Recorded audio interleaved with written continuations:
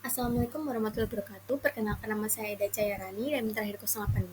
Di sini saya akan mempresentasikan mengenai review jurnal metode IECF dan kaitannya dengan praktis breastfeeding.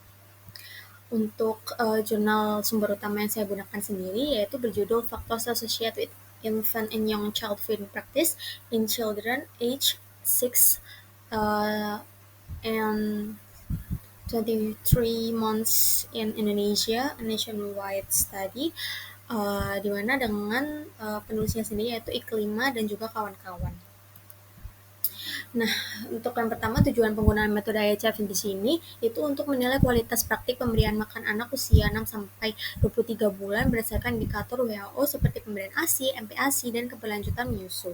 Tujuan penelitian ini sendiri adalah mengidentifikasi faktor-faktor yang memengaruhi keberhasilan praktik IHF di Indonesia sehingga dapat menjadi dasar kebijakan gizi. Lalu untuk prosedur pengumpulan data sendiri yaitu penelitian itu berasal dari SDKI atau IDHS 2017 yang dikumpulkan melalui survei nasional bertahap menggunakan kuesioner standar yang dilakukan dengan stata menggunakan pembuatan survei agar hasilnya itu relevan dengan populasi nasional. Lalu untuk subjek penilaian sendiri yaitu sampel terdiri dari 4.943 anak usia 6 hingga 23 bulan yang diperoleh dari 34 provinsi Indonesia di mana mencakup wilayah urban dan juga rural secara seimbang.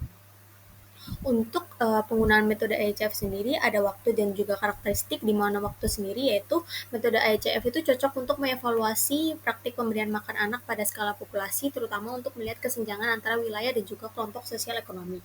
Lalu karakteristik pada penelitian sendiri yaitu populasi mencakup anak usia 6 sampai 23 bulan dan ibu sebagai responden utama yang memberikan informasi mengenai pola pemberian makan dan faktor-faktor yang memengaruhinya.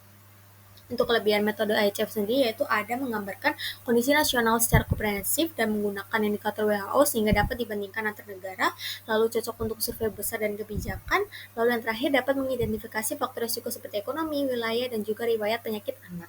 Untuk kekurangan sendiri yaitu mengandalkan ingatan ibu sehingga sering terjadi recall bias, lalu tidak menilai zat gizi secara rinci, tidak menangkap variasi konsumsi harian, dan juga ada kemungkinan social desirability bias.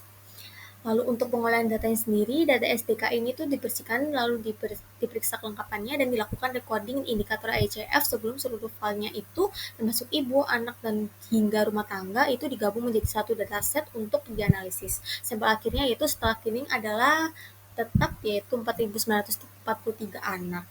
Untuk teknik analisisnya sendiri yaitu analisis terdiri dari deskriptif karakteristik responden, uji bivariat yaitu chi-square, dan uji logistik multivariat untuk menentukan faktor yang berpengaruh terhadap praktik IHF.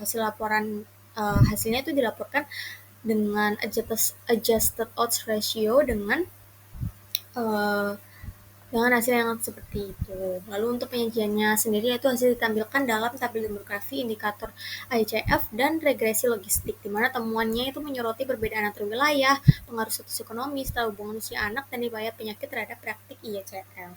Untuk validitas metode IHF sendiri pada studi yang dilakukan oleh Dewi Jayanti et al. Tahun 2025 itu mendukung validitas konstruk IHF melalui korelasi tinggi antar domain yang dimana menunjukkan bahwa indikator ini tuh merefleksikan praktik pemberian makan anak dengan baik. Untuk reliabilitasnya sendiri yaitu hal ini sejalan dengan studi yang dilakukan oleh Katka et al. Tahun 2024 yang dimana menunjukkan bahwa perbaikan desain pertanyaan meningkatkan konsistensi jawaban sehingga metode IHF ini itu dapat diandalkan. Lalu untuk potensi bias dan upaya menguranginya yaitu jenis biasnya yaitu terdapat recall bias dan juga social desirability bias dan juga reporting bias. Strateginya yaitu menggunakan kuesioner standar WHO atau DHS yang telah tervalidasi internasional, lalu melakukan pelatihan numerator dan supervisi untuk menjaga konsistensi data. Lalu pertanyaan dibuat secara terstruktur dan jelas agar mengurangi kesalahan ingatan pada responden. Untuk pengaruh interpretasinya sendiri, bias recall dan social desirability itu dapat membuat praktik IHF terlihat lebih baik dibandingkan kondisi sebenarnya. Karena itu interpretasi itu harus dilakukan dengan hati-hati. Kesimpulannya sendiri yaitu praktik IHF di Indonesia masih rendah dan belum memenuhi standar WHO. Faktor yang paling memengaruhi kualitas praktik adalah status ekonomi, wilayah tempat tinggal, usia anak, riwayat penyakit, dan juga pendidikan ibu. Ini referensi yang saya gunakan. Mungkin itu saja yang bisa saya sampaikan. Kurang lebihnya mohon maaf. Terima kasih. Wassalamualaikum warahmatullahi wabarakatuh.